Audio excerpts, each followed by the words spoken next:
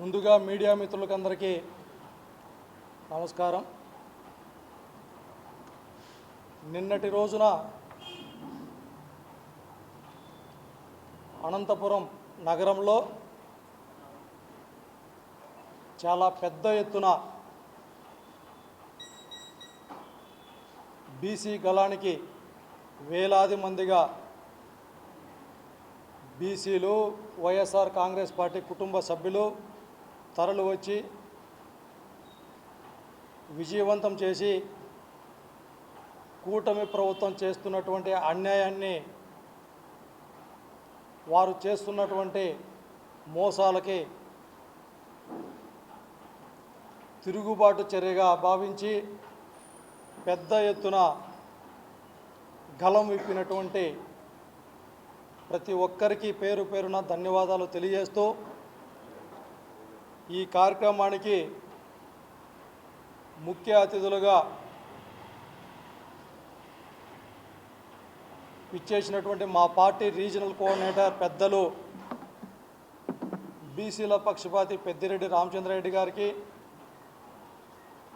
రాష్ట్ర బీసీసీఎల్ అధ్యక్షులు రమేష్ యాదవ్ గారికి, అదేవిధంగా జిల్లా అధ్యక్షులు అనంత వెంకటరామరెడ్డి గారికి,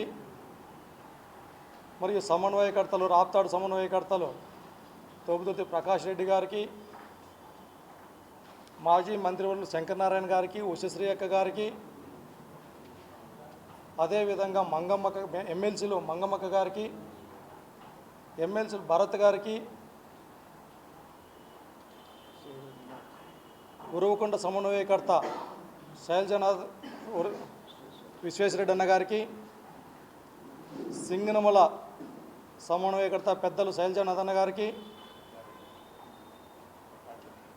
మడకశిర సమన్వయకర్త వీరలక్కప్ప గారికి, తాడిపత్రి సమన్వయకర్త పెద్దలు పెద్దారెడ్డి గారికి, ఎమ్మెల్సీలు శివరామరెడ్డి అన్న గారికి,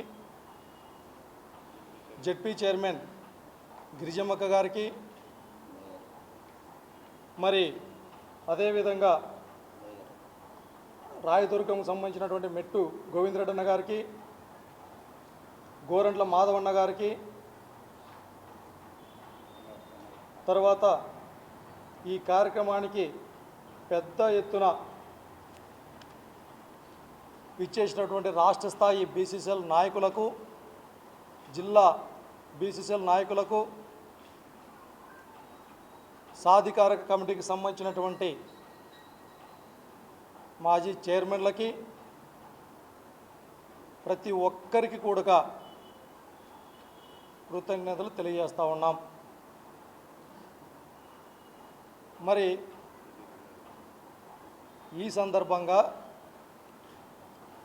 ఇంత పెద్ద ఎత్తున బీసీలలో ఉన్నటువంటి ఆక్రోశాన్ని, బీసీలలో ఉన్నటువంటి బాధని, బీసీలకు జరుగుతున్నటువంటి అన్యాయాన్ని అనంతపురం నడిబొడ్డున ఇంత పెద్ద ఎత్తున కూటమి ప్రభుత్వానికి వినపడే విధంగా గళం విప్పితే, నిన్నటి నుంచి టీడీపీ పార్టీకి సంబంధించినటువంటి చాలామంది పెద్ద పెద్ద నాయకులు, ఇవాళైతే పెద్దలు కాలువ శ్రీనివాసులన్న గారు టీడీపీ పార్టీ పోలిట్ బ్యూరో సభ్యులు, అంబికా లక్ష్మీనారాయణ గారు ప్రస్తుత అనంతపురం పార్లమెంటు సభ్యులు, బీకే పార్సారథన్న గారు సత్యసాయి జిల్లాకు సంబంధించి హిందూపురం పార్లమెంటు సభ్యులతో పాటు జాతీయ ప్రధాన కార్యదర్శిగా ఉన్నారు. మరి ఇంతకుముందే జిల్లా అధ్యక్షులు పూల నాగరాజన్న గారు మరియు ఎంతోమంది టీడీపీ పార్టీకి సంబంధించిన నాయకులందరూ ఒక్కొక్కసారి ఒక్కొక్కరు వచ్చి ఉలిక్కి పడినట్టు ఇప్పుడు బీసీలు ఏదో గుర్తుకొచ్చినారు. 2 సంవత్సరాలు నిద్రపోతూ ఉండి నిద్రపోయి ఇప్పుడు మేల్కొని ఇక్కడికి వచ్చి, అయ్యో ఇది బీసీల పార్టీ, తెలుగుదేశం పార్టీ, ఈ పార్టీ బీసీలకు వెన్నెముక అని మళ్ళా సేమ్ డైలాగులే. మరి ఈ సందర్భంగా వాళ్ళు మాట్లాడుతూ ఈ సభకి ఇతర సామాజిక వర్గ నాయకులు వచ్చారు, బీసీ గలం కాదు ఇది, రెడ్ల గలం అని చెప్పి పేరు పెట్టుకోవాలనేసి ఒక బీసీలకు అవహేళనగా, బీసీల ఆత్మగౌరవాన్ని దెబ్బతీసే విధంగా, చులకనగా మాట్లాడటం ఎంతవరకు సబబో ఆ నాయకులందరినీ కూడా అడుగుతూ ఉన్నాం. మీ మనసాక్షి తెలుసు చంద్రబాబు నాయుడు గారు బీసీలను మభ్యపెడతా ఉన్నాడు అని. మీరు లోపల బాధ పెట్టుకొని బయటికి మాత్రం ఏదో విమర్శించాలంటే విమర్శించాలా, మాట్లాడాలంటే మాట్లాడాలని చెప్పి మీరు మాట్లాడుతూ ఉంటే ఇది ఆశాస్పదంగా ఉంది. ఎస్, బీసీ గలం సభకి మేము ఆహ్వానించాం. ఇది మా పార్టీకి సంబంధించినటువంటి కార్యక్రమం. మా పార్టీకి సంబంధించినటువంటి కార్యక్రమానికి మా పార్టీకి సంబంధించినటువంటి రీజనల్ కోఆర్డినేటర్ గారిని, జిల్లా అధ్యక్షులు గారిని, వివిధ సమన్వయకర్తలందరినీ పిలిచాం, సాదరంగా ఆహ్వానించాం, భవిష్యత్తులో కూడా ఆహ్వానిస్తాం. వాళ్ళు ఏం మాట్లాడారు? వచ్చి మేము బీసీలకు అండగా ఉంటామని మాట్లాడారు. ఆడ అజెండా బీసీలది. ఆ సభకి నాయకత్వం వహించింది బీసీలు. ఇతర సామాజిక వర్గాలు బీసీల సభకు వచ్చి బీసీలకు మద్దతుగా ఉంటాం, బీసీలకు అండగా ఉంటాం, మీ పక్షాన నిలబడతాం, మీ గలంలో మా గలం గడక వినిపిస్తాం అని వాళ్ళు చెబుతూ ఉంటే ఒక బీసీలుగా సంతోషపడాలి కదా. అది మనకు బలం కదా, ఒక సందేశం కదా. ఇది సామాజిక సమానత్వానికి ఒక సందేశం, ఒక మంచి వాతావరణం. మన ఇంటి కుటుంబ సభ్యులకు ఏదైనా సమస్య వస్తే మనం మాత్రమే కూర్చొని బాధపడుకుంటూ ఉంటే ఎవరు గ్రహిస్తారు? ఎదురింటోళ్ళు, పరిగింటోళ్ళు ఎవరైనా వచ్చి మాట్లాడితే, మనకు మద్దతు తెలియజేస్తే దాని బలం ఏ విధంగా ఉంటుంది? వాళ్ళందరూ కూడా ఇచ్చేసి ఎస్ మేము ఈ విధంగా జగన్మోహన్ రెడ్డి గారి నాయకత్వంలో మేము ఇది చేశాం, లెక్కలతో సహా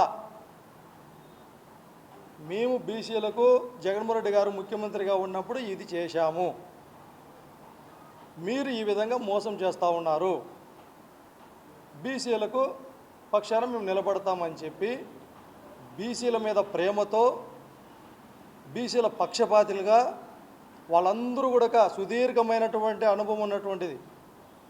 పెద్దిరెడ్డి రామచంద్రారెడ్డి గారి చుట్టూ 20-30 మంది బీసీ నాయకులు ప్రోటోకాల్తో ఉంటారు. ఒక జెడ్పీ చైర్మన్లు కావచ్చు, ఎంపీలు కావచ్చు, ఎమ్మెల్యేలు కావచ్చు.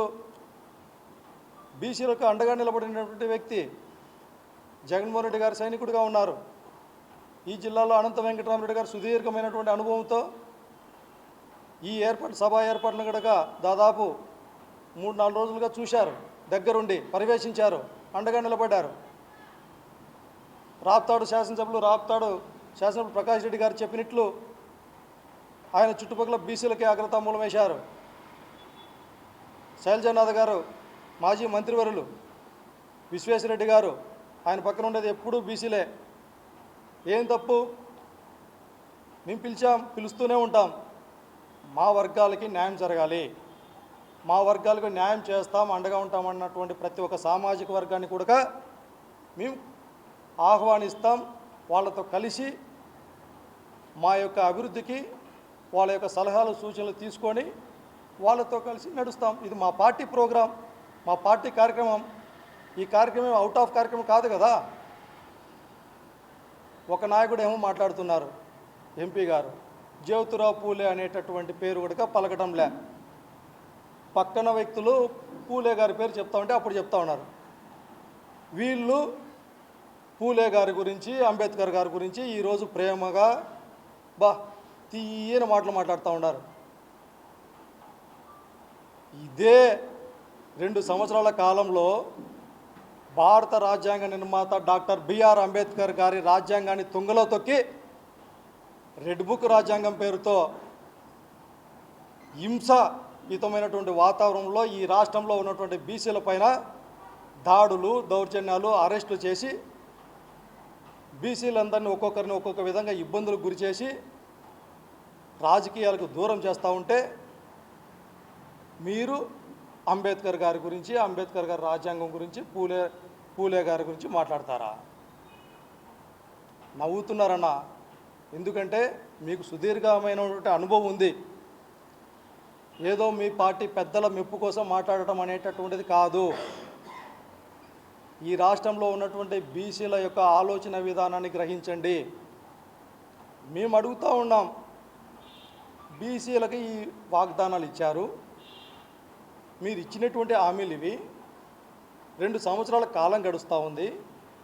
ఈ రాష్ట్రంలో ఉన్నటువంటి బీసీలకు మీరు చెప్పినటువంటి హామీలు నెరవేర్చలేదు కాబట్టి వైఎస్ఆర్ కాంగ్రెస్ పార్టీ, మా నాయకులు జగన్మోహన్ రెడ్డి గారి నాయకత్వంలో, మా పార్టీ ఆధ్వర్యంలో మేము రాష్ట్ర వ్యాప్తంగా మా యొక్క నిరసన కార్యక్రమాలు బీసీలకు అండగా ఉండటానికి, బీసీల పక్షాన మాట్లాడటానికి కార్యక్రమాలు చేస్తూ ఉన్నాం. మీకు వీలైతే చంద్రబాబు నాయుడు గారు ఇది చేశారు, ఈ కార్యక్రమాలు చేయలేదు అని చెప్పండి. అది చెప్పకుండా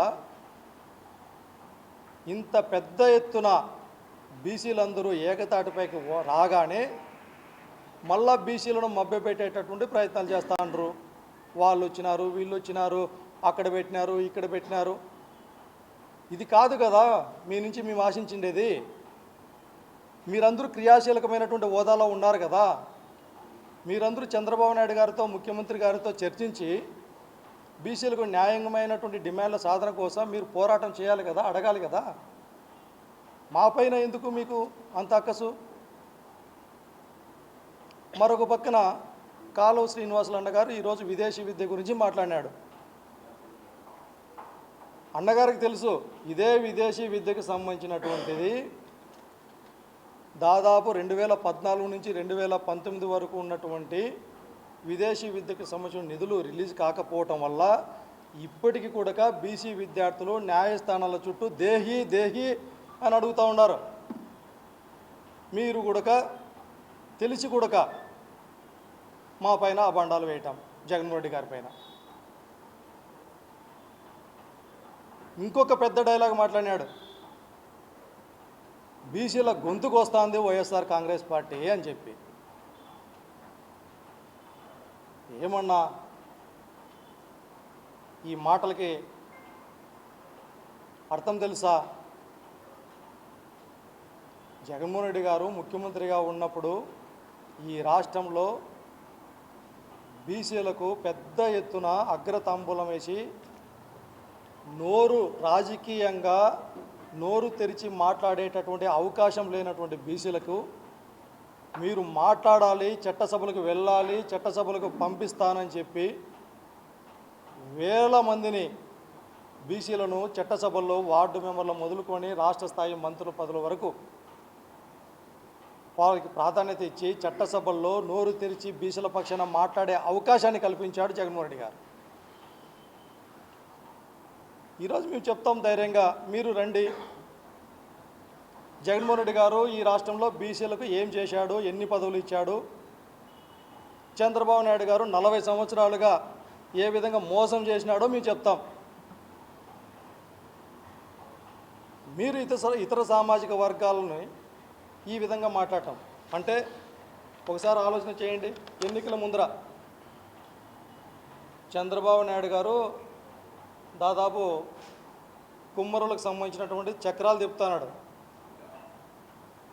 ఎన్నికల ముందర మాత్రమే ఈ డైలాగులు వస్తాయి, ఈ ఫోటోలు బయటపడతాయి. తర్వాత పవన్ కళ్యాణ్ గారు వీళ్ళంతా జై హో బీసీ, జై హో బీసీ అని చెప్పి మంగళగిరిలో పవన్ కళ్యాణ్ గారు, చంద్రబాబు గారు, నారా లోకేష్ గారు వీళ్ళంతా అప్పుడు ఏ స్థాయిలో ప్రతిపక్ష పార్టీ నాయకులుగా ఉన్నారు కదా. పేరు ఏం పెట్టినారు? జై హో బీసీ. అక్కడ వీళ్ళంతా బీసీలేనా? మేము కూడా అడగాలి కదా. మేము అడగలేదే, అది మేము అడగలేదే. ఎందుకంటే ఎవరైనా కానీ బీసీలకు మంచి చేస్తారేమో అనేసి అనుకుంటాం, ఆశపడతాం. మేము మీ మాదిరిగా వ్యక్తిగతమైనటువంటి విమర్శలు చేయలేదే. ఈరోజు సభ విజయవంతమయ్యేసరికి అందరూ ఒక్కొక్కసారి మీడియా సమావేశాలు పెట్టి, సరే మీరు మీడియా సమావేశాలు పెట్టారు, మాట్లాడుతున్నారు, సరే చేసినటువంటి మంచిని చెప్పాలి కదా. మేము చెప్తా ఉన్నాం, మీరే కదా ఎన్నికలకు ముందు హామీలు ఇచ్చారు, బీసీ ఎస్సీ ఎస్టీ మైనార్టీ వర్గాలకి 50 సంవత్సరాలకి పెన్షన్ ఇస్తామని చెప్పారు. మేము అడిగాం, మీరు ఇవ్వలేదు, దానికి నిరసనగా ఈ కార్యక్రమం పెట్టామని. మీరేమన్నా ఆ మాటలు ఏమైనా మాట్లాడారో దానికి సమాధానం చెప్పారా? లేదు. రక్షణ చట్టం అమలు చేస్తామని చెప్పారు, దాడులు చేస్తూ ఉన్నారు. దాడులు చేసింది నిజం. ఎక్కడైనా బీసీలకు రక్షణ చట్టం అంటే బీసీలపైన దాడులు చేయడమేనా? లేదు కదా. చట్టసభల్లో బీసీలకు రిజర్వేషన్లు కల్పిస్తాం పార్లమెంట్లో అన్నారు. మేము నిన్నగడక అడిగాం, ఏమని అడిగాం? 2 సంవత్సరాల కాలం అవుతుంది, 5 సార్లు పార్లమెంటు సమావేశాలు జరిగాయి, మీ పార్టీకి సంబంధించినటువంటి ఏ ఒక్క ఎంపీ కూడా మీరు చెప్పినట్టు పోరాటాలు ఎవరు చేయలేదు, కనీసం మాట్లాడలేదు. ఇప్పుడు పెట్టినటువంటి మీడియా సమావేశంలో కూడా 2 పార్లమెంటు సభ్యులు ఉన్నారు. ఈ 2 పార్లమెంటు సభ్యులు కూడా బీసీల పరంగా అవగాహన ఉన్నటువంటి ఎంపీలే. మీరెందుకు ఢిల్లీ స్థాయిలో చట్టసభల్లో బీసీలకు సంబంధించినటువంటిది మీరు వాణిని వినిపించలేకపోతూ ఉన్నారు? లేకపోతే మీ చంద్రబాబు నాయుడు గారు ఏమైనా అడ్డపడుతున్నారా? మేము అడుగుతున్నాం కదా. మరి మీరు సమాధానం చెప్పకుండా డైవర్షన్ పాలిటిక్స్, నిరంతరం ఏదో ఒకటి డైవర్షన్ కావాలా? మళ్ళా ఇంకొక ఎంపీ చెప్తా ఉన్నాడు, నువ్వు వస్తా ఉంది చెప్తా ఉంటే, మేము ఆదరణ పథకం ఇస్తున్నాం అంటే ఈ రాష్ట్రంలో ఉన్నటువంటి బీసీలకి మీకు కత్తెరలు ఇస్తాం, ఇస్త్రీ పెట్టెలు ఇస్తాం, గడ్డపారలు ఇస్తాం, మీరు కూలి పని చేసుకుంటూనే ఉండాలా, మీరు బాగుపడకూడదు. ఇవాళ ఉన్నటువంటి ప్రపంచం వేగంగా మారుతూ ఉంది. మారుతున్నటువంటి ప్రపంచంలో పోటీ పడాలంటే మీ ఇస్త్రీ పెట్టెలు, మీ కత్తెరలతో మేము కూలీ నాలి చేసుకొని బతకాలా? ఇదే మీ ఆలోచన విధానం. జగన్మోహన్ రెడ్డి గారి యొక్క ఆలోచన విధానం సామాజిక న్యాయానికి పెద్దపీట వేసి ఈ రాష్ట్రంలో ఉన్నటువంటి ఏ ఒక్క బీసీ సోదరులు కూడా ఆర్థికపరమైనటువంటి ఇబ్బందులు పడకూడదు అనేటటువంటి ఉద్దేశంతో సచివాలయ వ్యవస్థ మొదలుకొని వాలంటీర్ వ్యవస్థ నుంచి ప్రతి ఒక్క రంగంలో బీసీలకు పెద్దపీట వేస్తే, అండగా నిలబడి తలెత్తుకొని ఆత్మగౌరవంతో బతికేటటువంటి పరిస్థితులు కల్పిస్తే, మీరు ఇస్త్రీ పెట్టెలు ఇస్తాం, కత్తెరలు ఇస్తాం, 40 సంవత్సరాల నుంచి ఒకటే డైలాగ్. ఏం మార్పులు వచ్చినాయి మా బతుకుల్లో? ఇప్పుడు కూడా అదే మాటలు. మళ్ళా ఎన్నికలు వచ్చినప్పుడు మళ్ళా గుర్తుకొస్తాం. పదే పదే పదే పదే మోసం చేస్తూ ఉంటే బీసీలు తిరుగుబాటు చేయక ఏం చేస్తారు? ఇంకొక ఎంపీ ఏమో 11 సీట్లకే పరిమితమైనారు, ఇంకా బుద్ధి రాలేదా అని అడుగుతున్నారు. రాజకీయాలలో గెలుపోటములు సహజమని మీలాంటి పెద్దలకు తెలియదా? మీరు కూడా గతంలో కూడా చాలాసార్లు ఓడిపోయారు, గెలిచారు కదా. గెలుపోటములు సహజం కదా. మరి మీరు గతంలో కూడా 23 సీట్లకు పరిమితమైనారు కదా. ఎందుకు ఇలాంటి మాటలు మాట్లాడుతున్నారు? అంటే బీసీలు మాట్లాడకూడదు, బీసీలు గలం విప్పకూడదు, బీసీలలో చైతన్యవంతం కాకూడదు. అంత ఉలికిపాటు ఎందుకు మీకు? అంత అభద్రతా భావం ఎందుకు? మేము మా పార్టీ తరఫున బీసీలకు గలం వినిపిస్తూ ఉంటే, మా పార్టీకి మద్దతుగా ఇతర సామాజిక వర్గాలు వచ్చారు, పెద్ద పెద్దలందరూ వచ్చారు, వస్తారు కూడా, పిలుస్తాం కూడా. మేము మా బలాన్ని పెంచుకుంటాం. ఎవరి కోసం? బీసీల కోసం. ఈ రాష్ట్రంలో బీసీల యొక్క ఆత్మగౌరవాన్ని కాపాడేందుకు ఇతర సామాజిక వర్గాలు తోడ్పాటును అందిస్తుంటే మాకు సంతోషంగా ఉంది. అది మనకు ఒక బలాన్ని కదా. అంటే మీ ఉద్దేశంలో బీసీలు ఎదగకూడదు, బీసీలు మాట్లాడకూడదు, బీసీలతో ఎవరు కలవకూడదు. ఇలాగే ఉండాలా, మభ్యపెడుతూనే ఉండాలా. మీకు సంబంధించినటువంటి బినామీలకు, కార్పొరేట్ వ్యవస్థలకు మా యొక్క శ్రమని, మా యొక్క కష్టాన్ని వెట్టి చాకిరీగా వాళ్లకు కట్టబెట్టాల. ఈ విధంగా అవహేళనగా మాట్లాడేటటువంటి మాటలను మేము ఖండిస్తూ ఉన్నాం. అందుకే అనంతపురం జిల్లాలో జరిగినటువంటి బీసీ గలం ఇది మొదటి కార్యక్రమానికే ఇంత పెద్ద ఎత్తున ఉలికి పడుతున్నారంటే ఇంకా రాష్ట్ర వ్యాప్తంగా ప్రతి జిల్లాలో కూడా మీరు చేసేటటువంటి బీసీలకు చేసేటటువంటి ద్రోహాన్ని, అన్యాయాన్ని ప్రశ్నించడానికి పెద్ద ఎత్తున కార్యక్రమాలు జరుగుతాయి. అప్పుడు ఇంకా ఎలా ఉంటుంది మీ యొక్క ఆలోచన విధానం? ఒకసారి ఆలోచించాల్సిందిగా మీకు కూడా తెలియజేస్తూ ఉన్నాం, అడుగుతూ ఉన్నాం. మీరు కూడా సుదీర్ఘమైనటువంటి రాజకీయ అనుభవం ఉన్నటువంటి పెద్దలు. మరి ఇతర సామాజిక వర్గాల గురించి కానీ, బీసీల గురించి కానీ ఇంత తక్కువ చూపుతో, ఇంత అవహేళనగా, ఇంత అవమానకరంగా మీకు మాట్లాడాల్సినటువంటి పరిస్థితి ఎందుకు వచ్చింది? ఎందుకు ఇంతగా చిన్న చూపు బీసీలంటే? దాన్ని మేము తీవ్రంగా ఖండిస్తూ ఉన్నాం. సామాజిక చైతన్యం కలగాలంటే మనకు తోడ్పాటును అందించేటటువంటి కులాలు వచ్చినప్పుడు మనం సాధారణంగా ఆహ్వానించాలి, వాళ్ళ సలహాలు సూచనలతో ముందుకు వెళ్ళాలి. కాబట్టి ఈ వ్యాఖ్యల్ని ఖండిస్తూ ఉన్నాం. ఇటువంటి వ్యాఖ్యల్ని వీరందరూ కూడా వెనక్కి తీసుకొని బీసీలకు క్షమాపణ చెప్పాల్సిందిగా ఈ సందర్భంగా డిమాండ్ చేస్తూ ఉన్నాం. భవిష్యత్తులో వైఎస్ఆర్ కాంగ్రెస్ పార్టీ జగన్మోహన్ రెడ్డి గారి నాయకత్వంలో బీసీల పక్షాన గొంతు విప్పుతూనే ఉంటాం, ప్రశ్నిస్తూనే ఉంటాం. ఏదైనా ఉంటే మీరు బీసీలకు ఇచ్చినటువంటి హామీలను నెరవేర్చేదానికి మీరు కృషి చేయండి అనేసి ఈ సందర్భంగా తెలియజేస్తా ఉన్నాం.